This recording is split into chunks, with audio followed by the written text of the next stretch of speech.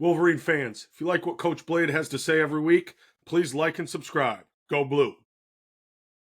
What's up, Wolverine fans? We're back with Coach Stormblade after a absolutely tough loss against the Oregon Ducks in Michigan Stadium. We got a 5-4 Michigan team going up against a undefeated Indiana team. Michigan against Indiana is a 62-10 overall record, but none of that matters going into this week. I want to talk to you about, Coach, about what we did, how we performed against Oregon, why we got beat so handily.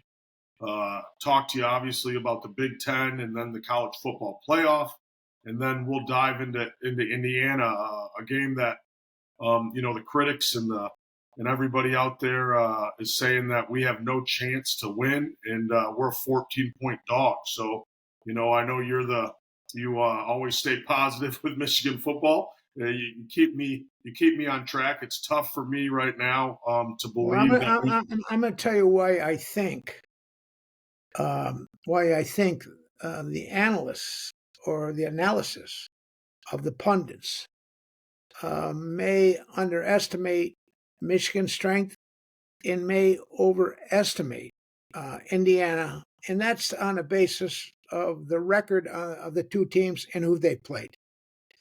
But we can talk about that in a minute. Let's talk about Oregon. Yep. I thought we rallied. Everybody's talking about that. Some of those calls by the offensive coordinator when we had a chance to score and pull within striking distance. If they work, he's a genius. But they did not work. And I thought the whole series was probably, in retrospect, those calls were questionable, and certainly they weren't successful. So in the end, we failed. But I do think the most encouraging thing to me was our quarterback. I think he grew during the course of that game. And certainly, if we're going to beat Indiana, we're going to have to rely on him. And not only are we going to have to rely on him, we're going to have to believe in him and not be afraid to call plays and let him make the plays and throw the passes and not be conservative in our play calling. So I thought that was a big positive. We still are a mistake team. We have to eliminate mistakes. We played a tremendous team. And I think they're extraordinarily well coached. I have a lot of respect for Lanning and that staff, just like I do for Coach Signetti and that staff. And and this should not be underestimated by the Michigan fans. Our staff is all new, relatively new. We have a few guys, Sharon coached with Newsom and Bellamy, and then the offensive coordinator. Our offensive coordinator, this is the first time he's been an offensive coordinator. Our head coach, this is the first time he's been a head coach. That is not true with Coach Signetti, who has paid his dues and won a national championship last year. And it's not true with Coach Lanning. He's been with Saban, and he has a cohesive staff.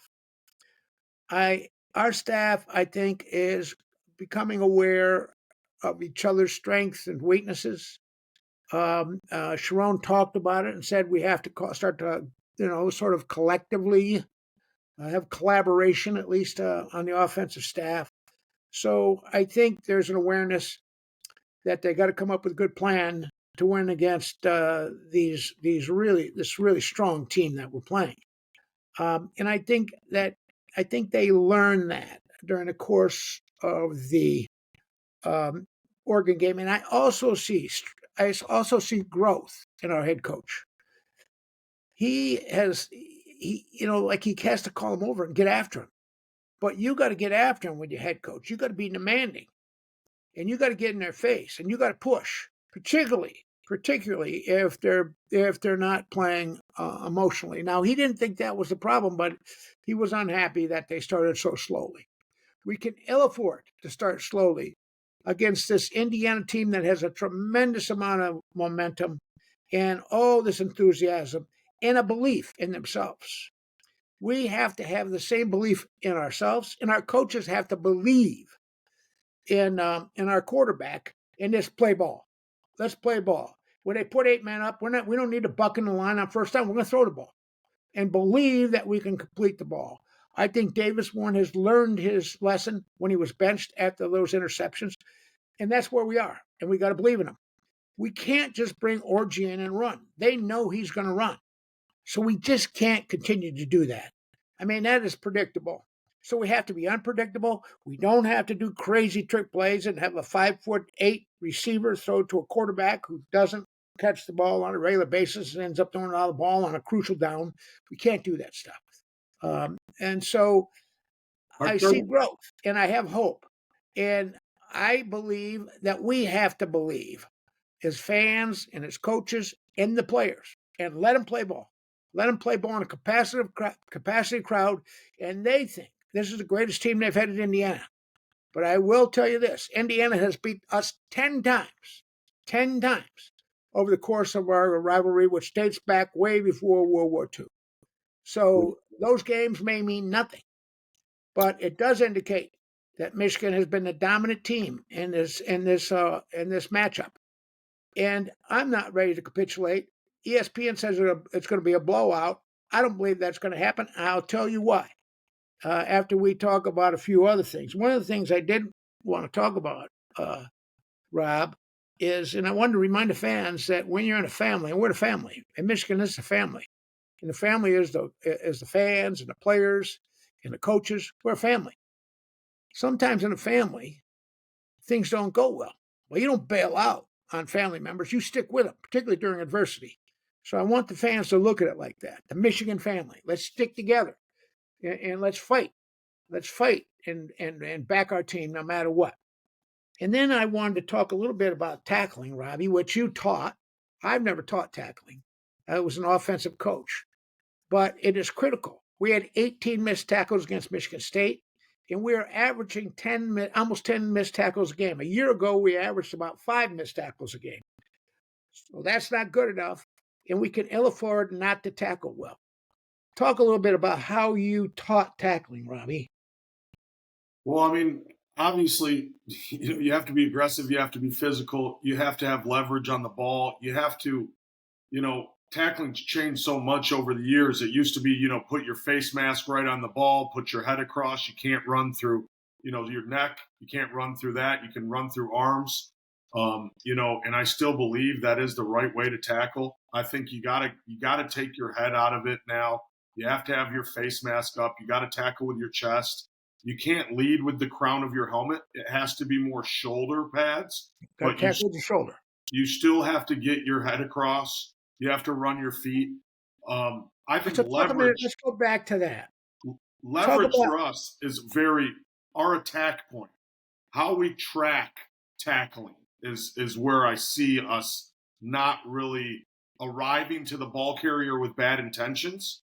I don't see that. And I don't see 11 men getting to the ball. Like we only get half our guys to the ball. It's not. That was always said, everybody to the ball. Yeah. My limited time in pro football when I played linebacker, I said, one thing I'm going to do is I'm going to get to the ball. I might be late, but I'm going to get to the guy. I don't care what. I get knocked down, kicked. I don't care. I'm going to crawl. Whatever I do, I'm going to be near that ball, hopefully part of the tackle. Now, different positions have to approach tackling at different angles. The defensive backs are usually going to tackle outside in. So, and then the linebackers are going to tackle most often straight up. Yeah. And the edge guys, and same with the defensive linemen, the edge guys are going to tackle the side of the ball carrier.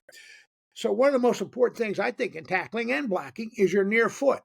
Yes. You have to get your near foot next to the man before you engage him. You cannot dive, and you can't be far away from him. Yeah.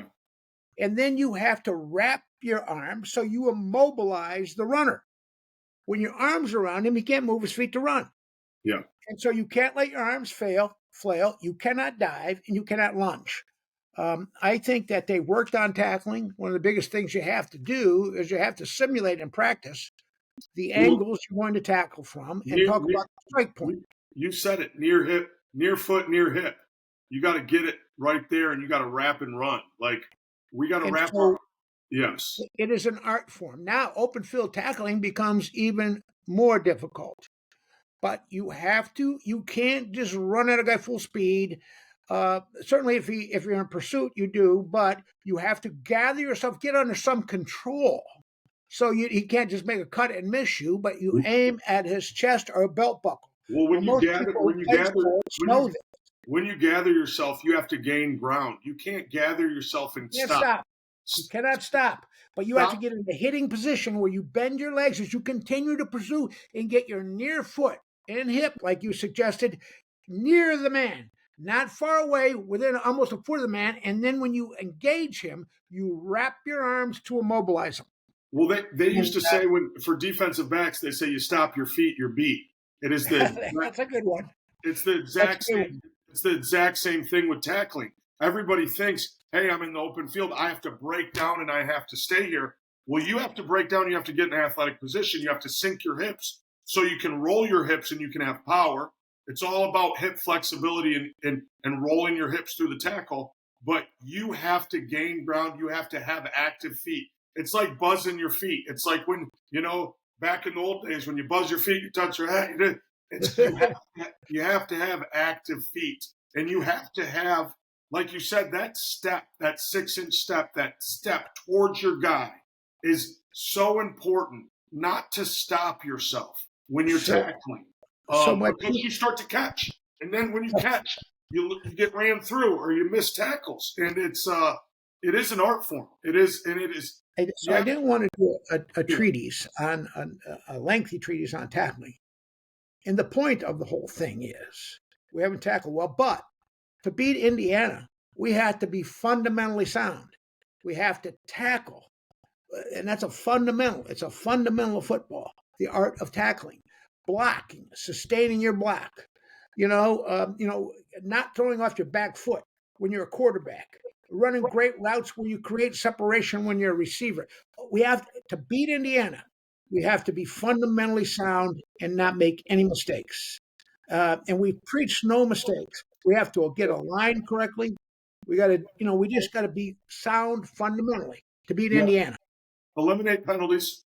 Last game, we eliminated the turnovers, which was great. But when you play a great team like Oregon, you have to do more than just play sound football. And we eliminated those turnovers. We still made some penalties. Coach, to your point earlier, I don't know if we know what we're doing on third down. I want to mention this. The most important, look, Lombardi said every player, every man on a team is important. And he had to be in a coordinated, we had to function in a coordinated effort. And every man has to execute his technique and do his job. But the most important position is quarterback. And we played a great quarterback. That kid's a great quarterback. That kid does it all. And we're going to play a guy who is in the Heisman conversation. Yep.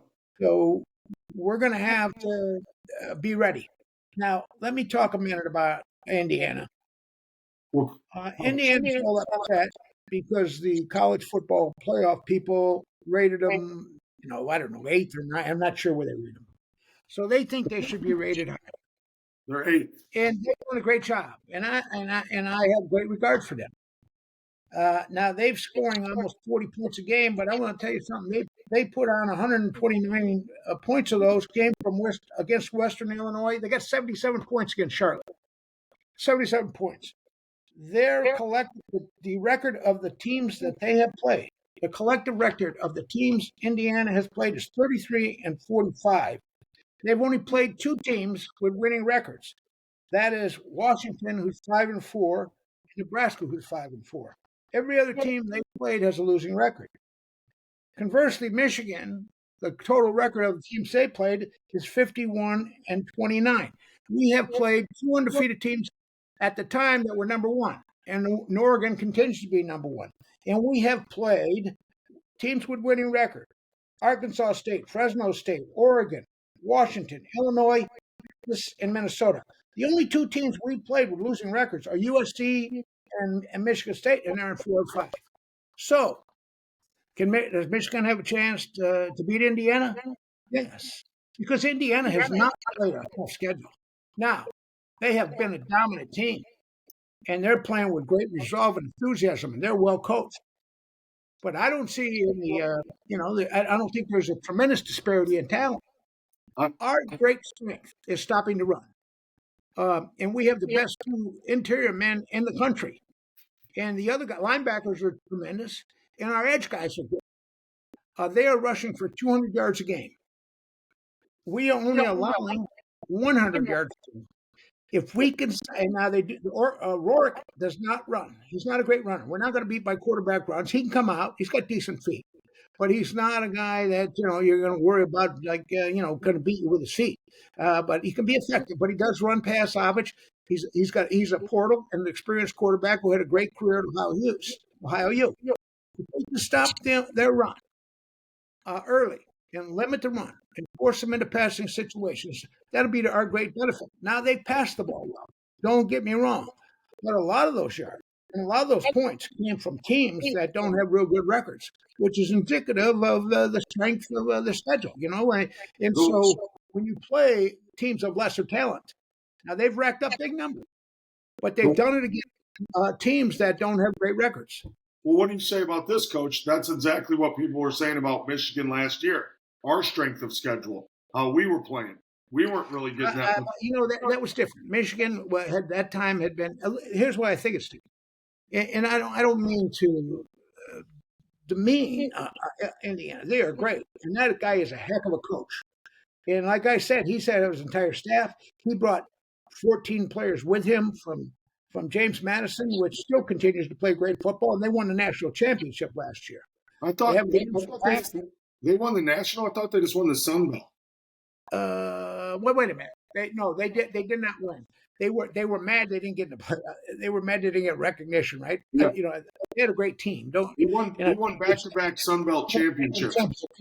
So Michigan, prior to last year, had won two big channels, and it was proven. It had a proven quarterback and proven winners that had played in the CFP the year before, even though they disappointed against TCU. So Michigan had been around, and the players were, they had 13 guys that were going to be that ended up going to play pro football. So that was a well-endowed team. So the criticism of Michigan, that didn't have a tough schedule, they executed. The same thing can be true about Indiana. They played really well, but I don't know if they're sitting on, I don't know if we can say that they have a defensive line that we still have. J.J. McCarthy, those wonderful receivers last year, but that'll remain to be seen. That remains to be seen. Yeah. No, I mean, I'm not. They say a blowout.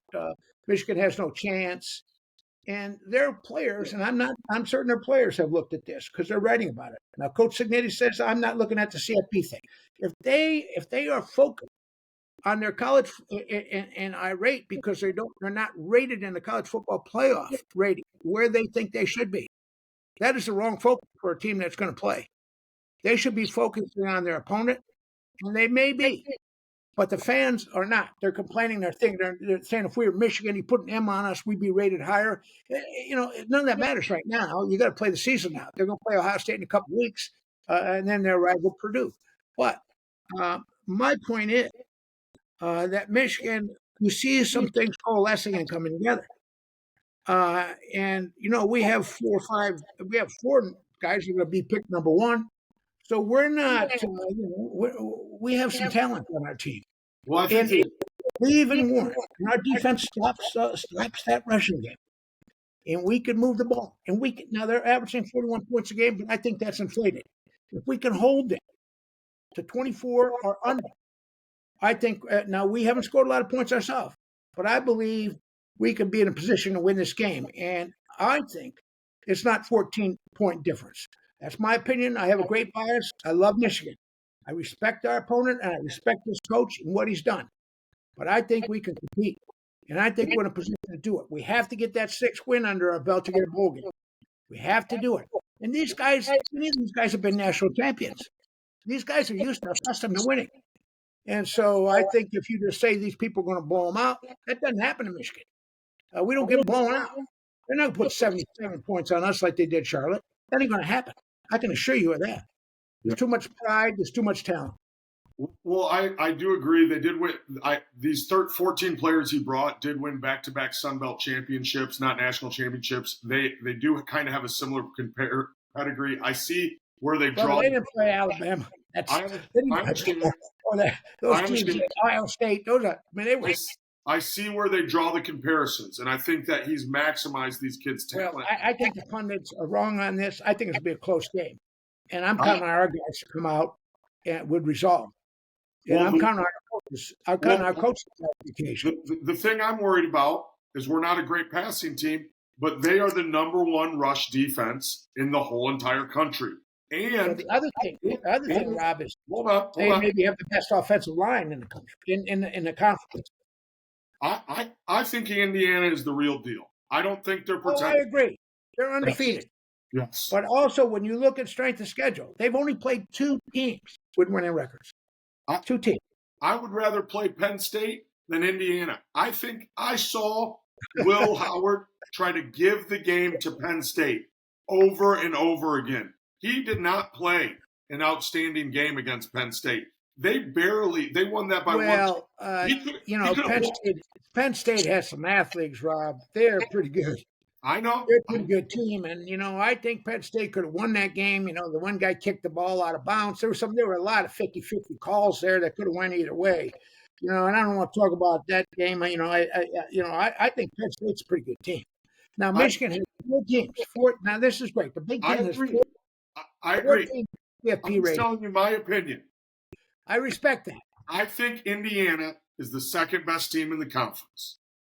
I think we're going to have our hands. You think Indiana's better than Oregon, Ohio State? Oh, sorry. Third best team. I forgot. I keep forgetting Oregon. I keep forgetting Oregon and USC. Like you asked. How tired are you? Well, you asked me. Look, they're undefeated, and we give them respect. Yeah. And Seghetti came in. And he talked to that Indiana basketball crowd. First thing he says, Purdue sucks. And then he said, and Michigan and Ohio State sucks too. That's how he started his career there. Now, I hope we played that because Michigan does not suck. Purdue does not suck. Neither does Ohio State. Now, he can articulate anywhere he wants. He started getting tough.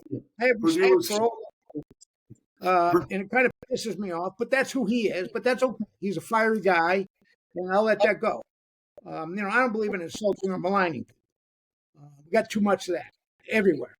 But I think that Michigan's ready to play a great game. We're ready to come together. And sometimes when this team is so highly regarded, and everybody's talking about them, and nobody's talking about. They're talking about Michigan, how and it's deteriorating. The program's deteriorating, and might not ever be the same. They're talking all that crap. And so I would mention it to my player. And if their players are sitting around worrying about where they're rating the CFP, I think they're making a mistake. But he's a great coach, and he's not going to let them do that. He's going to have them focused. So I'm giving you my case to why Michigan will compete in this game. And I agree. It's not going to be a blowout, and I think Michigan certainly has a chance for victory. And what's not a blowout? What's not a blowout? ESPN says a blowout. What's not a blowout? I don't know who they played for or where they come from, all these experts, but we're going to play the game. Michigan's going to play the game. Well, what's a blowout? How many scores is a blowout to you? That's what I want to know. Oh, I think a blowout will be like 4 touchdowns. I think 4 touchdowns difference. 28 points, 21 points. I don't think 21 is. 21, you're still within striking distance. You got to get 3 scores to win. But, even in the second half, you can come back to do that when you get that big differential. And now if you're not moving the ball 28-0, you got, things that don't look good. Yeah. But, I think, we're starting to come along. We have a tremendous tight end. I mean, one of the best in the country, if not the best. We have really great backs. Mullings play anybody. Donovan's the same way. Donovan is about to go ahead of Anthony Thomas in receiving yards for a back. I mean, these guys have had really great careers, and they're good players. Let's hope our defensive backfield shows up because, Curtis Rourke might not run a lot, but he's 73% passing, and he is. And he's got a couple great receivers that can, and he throws deep. They catch deep balls. I think the one guy's averaging 18 yards of reception. Wow. I mean, they're good. Now, some of those statistics I told you came in, in 129, 37-point blowout against Charlotte and 52 points against Western Illinois. Yeah. So, if I was in my prime and running against those guys, I'd probably be averaging 6, 8 yards a carry behind the Michigan line. I'd have good statistics myself. So, it's all relative. I believe Indiana's a wonderful team. They are undefeated. They can't not have played better.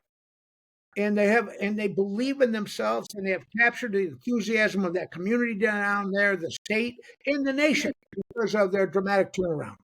So, I respect what they've done, but I'm a Michigan guy. I played at Michigan, coached there, and I think we're going to go in there and give a good account of ourselves. And I will be disappointed if we do not. Yeah, and I agree, Coach. I think that obviously Michigan is a family. Our fans, our supporters, our alumni, our team, and our coaches. Sometimes we have adversity, but we stick together. We're not just going to fall apart because we have some disappointing. We're having a disappointing season. Well, I don't believe it. I know the sum of one game does not equal the sum of another. But when we play Michigan State so tight, and then Michigan State gets up on Indiana and they rip off 47 points on them, that is something of note. You have to understand. Michigan State collapsed. I didn't see the game. I predicted that Michigan State would play well. I said 10-0. I was right. But I think the Michigan State, I think the defensive line, and certainly the secondary at Michigan State couldn't hold up against a really good offensive line. Maybe they're promoting it as Joe Moore award-winning line. That's what they're saying about Indiana. We'll have to see. Remember what I told you. They played two teams, in these teams that with the winning teams that they played, and now they blew out Nebraska. No question about that. That's pretty impressive. But the teams that they beat are Washington. Now we know Washington. We got their best shot, and they got some good talent. But their defense is is rated 33rd or 34th in the country. And the other winning team they played. Nebraska, of course, they blew out, but their defense I thought was better, and things start to go against them there, and they didn't play well. But Nebraska, other than that, they haven't played great defense. No, they've not played great. Nebraska's still learning how to win and win consistently. Indiana has not played a defense that probably 3 or 4 or 5. The linebackers are going to play football at Michigan, pro football. Well, let me say pro football. The 2 interior linemen are going to be first-round draft choices. Well, and depending on who plays in the secondary, there, we got some other guys in there. Well, talent. This will be the most talented defense they played. I agree. And let me ask you this, Coach. It comes back to your point that you said earlier. It's all coaching and who's going to show up. And I believe that we are more talented across the board. But is our coaches going to coach our guys up to play well against these guys? Because they don't have first-round picks. They don't have 7 guys that will probably get drafted. But they do play very hard and consistent and mistake-free football across the board. Quarterback, Heisman candidate. So is this high level? But is this a coaching issue? Are we coming because everybody's dogging our coaching? I don't think we do great on third down in the red zone. I don't think we make very good calls. We've been terrible on third down, offensively and defensively. Yeah. And they've been very good on third down conversion. Yeah. And we talked about that last week. In order to beat Oregon, we had to improve, and we did not. Yeah. We have to be better. That's why we got to stop the run, which they rely on. Remember, they have 2 backs that are over 200 pounds that are under 5'8". They're really strong kids, and they can break tackles. So if we can stop the run, and then we can defend the pass. Get our 6 back in there, and so I think we're going to have a good plan. I believe the coaches. I told you, I see growth in the coaching staff. That was a horrible series. That was a horrible offensive series. They were bad calls. Bill Belichick, the greatest offensive minds in the world, have made bad series, bad calls, and so I don't think they're going to repeat that. The big thing is when you make mistakes coaching or playing, that it's going to happen. But Bear Bryant said, he said, Bear Bryant, you're a great coach because you're not making mistakes. He goes, no, I make a ton of mistakes. He said, what I do is never, ever repeat a mistake. And that's what our players have to do, and that's what our coaches have to do. They have to learn from their mistakes. And they recognize that, and they are talking about it, sort of in in a veiled way. They're not specific about it. That's why Sharon said we got to be more collaborative when we come up with an offensive game plan. So that means he's going to Bellamy and Newsom and him and Campbell are going to come together to put a plan together. Wink Martindale talked about their poor tackling, and he said we practice it when we practice the angles, and if we practice the angles and we use our eyes, and we get that, and we get our near foot close, we're going to improve, and we practiced it all week. So they recognize where they're deficient and what the problems were in the game. And so I just feel, just on the basis that good about it. But then when I evaluated who he played and why they have these big point rules, and then who we played. I mean, Fresno State and Arkansas State, they win games. I mean, they're not. I mean, West Carolina doesn't win a game. I mean, that's it's Charlotte's 3-6, whatever they are. So, I mean, I just feel like when you do that, when you look at the whole thing, and you look at the Michigan tradition, I think we're going to give a good account of ourselves. I really do. They're going to be crazy down there, and everybody's talking. And I don't know about you. Some guy writes in the paper, Michigan's going to get blown out. I'm not happy about that, and it will be my specific aim to prove to them that they are wrong. Yep. And I think our players are competitive like that. Well, I think our coaches are. Yeah, I think we're super competitive. I think our boys, they won a national championship last year. They're winners. I get it. I'm not. I wish somebody blocked Mason Graham. No one. Not Texas. No one has blocked Mason Graham. So let's see how you do. And we'll see how we do. I'm not as worried about our defense. I think our defense can hold through 4 quarters and do good, and we can. Our offensive line got to play better. They have the number 1 rush defense. They have the number 7 team in sacks. They have 31 sacks in the season. They have the number 11 team for tackles. Haven't played anybody. All right. We'll see. I'm more worried about how is our offensive line going to hold up against their defensive line. I worry about everything. I worry about everything because I love Michigan and I want them to do well. So I'm worried about every facet of the team. I'm worried about special teams. I'm worried about everything. Well, what about our punt? What about our punt? You didn't talk about our punt yet. We're not punting well. They're punting great. Their net punts over. You got to be at 38, over 38 yards a net punt. That controls field position and everything. We're at 37.5. I think their net punt is almost 43. So that's important. They haven't even. Their field goal kicker's not ranked. He's 6 for 6. His longest is 37. So we don't know if he can kick from distance because they moved the ball so well. We have a great field goal kicker though. And that should not be diminished. He's 10 for 11 with a long of 55, and the only one he missed was because of a bad hold. There's some things there that are not being evaluated. We need to hold on to the ball, and we need to play field position, Coach. If we want it. Now let's talk about holding on to the ball. We have improved. We're -5 in the season. They are +10. +10. Now, I don't care who you play, so I'm going to take who they played off the table. They're taking care of the ball. They're not being reckless with the ball. And that is to their credit, and that's reflected in their record. In the games we've lost, we've turned the ball over. Now, we didn't turn the ball over last week, and our quarterback's been better. He's been more judicious and taking care of the ball. And I think he felt better in that second half. Why we took him out down on that series, down on the goal line, I'll never know. But we've talked about that. When he took our team down there and was playing great. So one of the things I said, we have to believe in Davis Bourne. If he doesn't play great, then we don't let him be the man, then we won't win. So we have to turn him loose and believe that he's going to complete the passes. The receivers got to get open. We got to block downfield. We got to do all those things.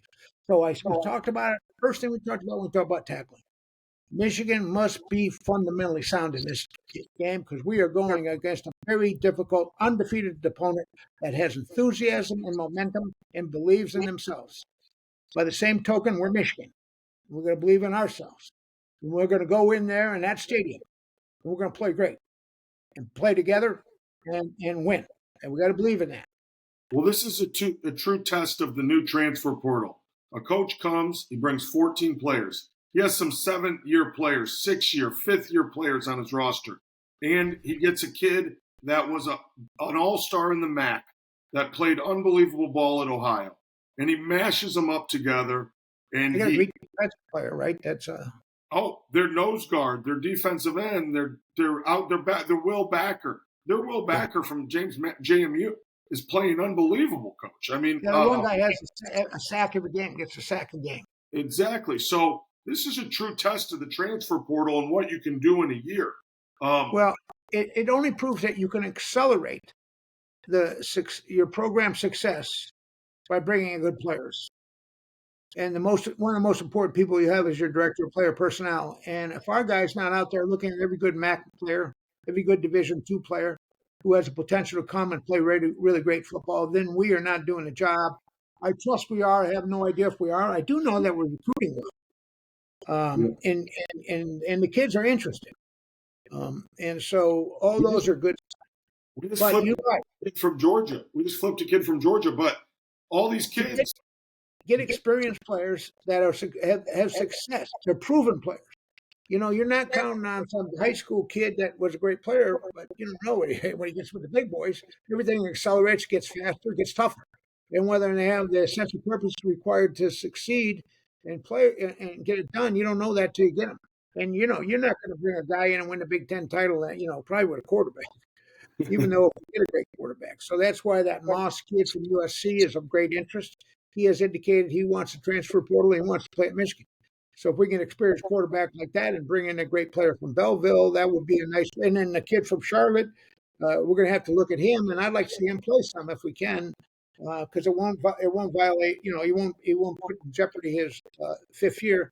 So all those things I think we should be thinking about, and I like it's the same in pro football. They like to get guys that are going into their second contract that are proven to get there as free agents that are coming off, that were 5, 6, 7th round draft choices that end up being backups or players, or real good players, and then they go after them in free agency because they're proven commodities. So I'm all for experienced, proven commodities. Now you got to remember in the portal, and Dusty May has done an extraordinary job with the portal. The kids still have to qualify, and they still have to have the ability to do the work at Michigan academically. Now, we're not that strict. The people on the Hill, as we call it, the administration, the admissions department, they're out to help, and they want to see Michigan do well, but they don't want to bring in kids that won't succeed. So we got to really get kids. Jim did a good job of it. He brought in Stanford kids, and and other players from other places. Western, a couple Indiana kids. Really did a good job for us, and that had been at good schools. So that's what we have to do. Yep. And that's that. Now that will come when the portal opens here coming soon. That we did not have a chance to look at players in the portal because we were involved in the college football playoffs and winning the national championship. And the second portal came during spring football. It's a very short window, 15 days, so we had a hard time doing things. We get the quarterback who ended up going to Miami, but we weren't able to seal that deal for what reason, I don't know. But he was close to coming to Michigan. And that, of course, would have changed the whole complexion of the team, but he did not come. So we're doing a good job at that, I believe. We have to see the outcome of it. It's critical. Every program in the country needs NIL money. We're going to have NIL money. I can assure you to compete. We have some great boosters, and they're willing to invest money in the program. And we have to get good young recruits coming in that we can develop. Sometimes the skill players can contribute right away. So that's all part of what putting together a winning program. We've got to have great coaches. And at some point, Sharon's going to have to evaluate his staff. Who's good, who's bad, who's not, who's good enough. Maybe he's got to look at his analysts. He's got to look at every phase of his program. First things first. We got to get down there and play a great game in Bloomington and be proud of ourselves. Be proud of who we are, and believe in ourselves. And go in there and kick ass and hit like hell, run like hell, tackle, block, have some fun. That's what we got to do. I agree, and I think people don't understand. Just touching on that, the coaching staff, like we had analysts that were head coaches. Like you look at Georgia's analysts, they have Will Muschamp and all these guys that were head coaches in the SEC, and like Harbaugh built a staff that was resilient and had a lot of experience, and they knew a lot about ball. And we did not just have to rebuild our the players and the team. We're rebuilding a strength and conditioning program. We're rebuilding our analysts, our GAs. The entire defense. We'll look at who's the best defense in the freaking NFL. The Chargers. Minter has the number one scoring defense in the NFL. And without Connor Stallions. Hey, without Connor Stallions, how did he do it with? So, and if you want to talk about that, I'm just kidding. I just think it's funny. That was crap. I just think it's funny. Yeah, he's I'll tell you why. And I've talked about that. Why I think that was any great advantage. And you can't pick up signs. It's almost impossible to do if you do your guessing. And the mechanism of game before the helmets, you couldn't get it. It wasn't enough time. Anyway, that aside, that's what our opponents like to say. That was our advantage. We cheated. And then they took all that away, and then we beat every team subsequently, and then won the national championship. There were no Cardinals. They threw them out in the middle of the season. We had a great coaching staff. The big thing, Rob, that you see is Coach Cignetti brought his staff with him. They know him. He knows them. They know what he expects. They have a concept and a scheme, and they know how to teach it. Same thing is true with Coach Smith up there at Michigan State. These guys they've been head coaches. And Coach Cignetti grew up with a head coach as his father. So, these guys have been around football. Jim was able to rely on his brother to send him people for the staff, good young coaches, Mentor and all these guys that came. And that was a great benefit. And Jim also had a network. Coach Schembecker had a staff when he came. They all were from Miami of Ohio. They were brothers. They knew each other. And when I was there, when he was going to go to Texas A&M, he said, "I will not take this job if my staff will not come with me, because I'm not going to put another staff together. It is too hard to do. It is too hard to get a cohesive staff that's excellent and knows what they're doing, that works together and understands what's going on, understands the head coach and the program and the scheme, and knows how to teach. It's teaching. Coaching is teaching. You've got to be a great teacher." So Sharon had to put it together fast. He got the job late. So they've had some time together now. That's what I mentioned. I've seen growth in the staff. And just his comments about they have to collaborate tells me that he recognizes that he has to have input from everybody. So they don't go down there and call 4 bad plays and take the quarterback who took them down there out and at a critical time of the game. So they made that mistake, and I'm trusting that they won't make it again. Well, you got me pointed in the right direction, Coach. I'm positive. I do think we have to have unwavering belief. I don't think there should be a time where Michigan goes into a game with Indiana where we do not believe we can win. Now, it's time for our fans to go into every game with a belief we can win. Yes. That's a competitor. A competitor goes into every game believing he can win. Defeat your man. Defeat the man across from you. Yep. I agree, Coach. Well, I appreciate it. I'll let you do some closing remarks, and then we'll go out there on Saturday and beat up on the Hoosiers and play more physical than them and show them that Michigan doesn't suck and that we can take it to them any day of the week, anywhere, anytime. Well, everybody's maligning Michigan, and they say that the program is going down the drain, and it's been a big transition.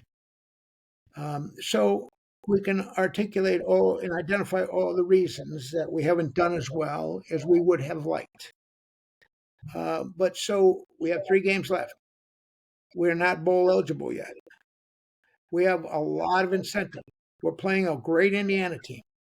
Northwestern will come to our stadium, and it'll be important for us to do well. And then we play in the greatest rivalry in sports.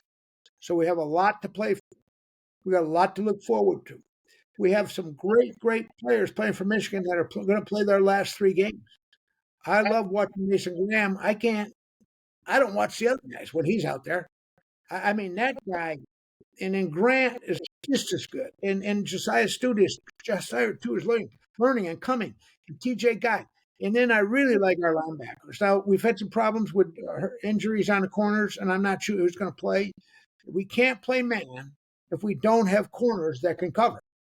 So I'm counting on the coaches to recognize that. Don't put a limited player in a position where he can't be successful.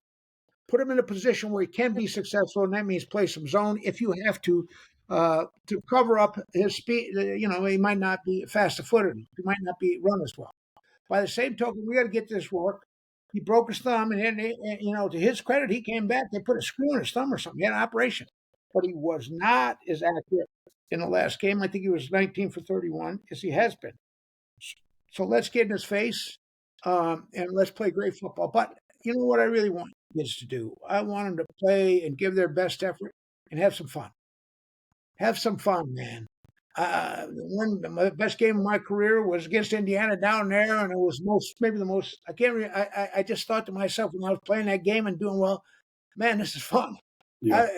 It was exhilarating and fun. So the kids, be at your best. Be at your best. Have fun. Remember, everybody here that even watching this thing, you wouldn't be watching this if you weren't part of the Michigan family. So we are a family, and sometimes we're going to stumble and not do as good. But that doesn't mean we're going to quit, and that doesn't mean we fall out and point the finger and boo. We're not doing that. We're going to support the kids. There was a time in my life when I stood in line at a bank when it was Bank One, now Chase Bank, and some guy was shooting his mouth off about Navarre, and I had enough.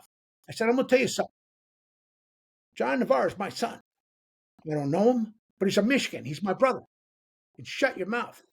These are our kids, and we support them. And I don't want you shooting your mouth off. I'm lining. And who'd you play for? And when'd you play? And what do you know? And don't talk about my guys in front of me like that. If I want to criticize, that's one thing. But we're not going to do that. We're a family. We're going to stick together and hang with the kids and have some fun ourselves and enjoy the games. Enjoy watching Loveland. We're not going to see these guys again.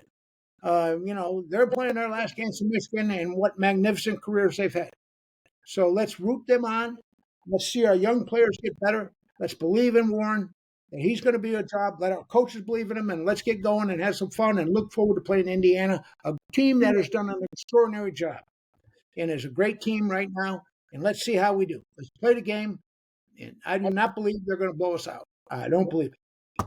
Well, let's stick together. Let's have some fun, and let's compete on Saturday, Coach. Go Blue! Okay, Rob. I appreciate you. Go Blue. Amazing Blue fans, if you've made it this far, please leave a comment in the comment section.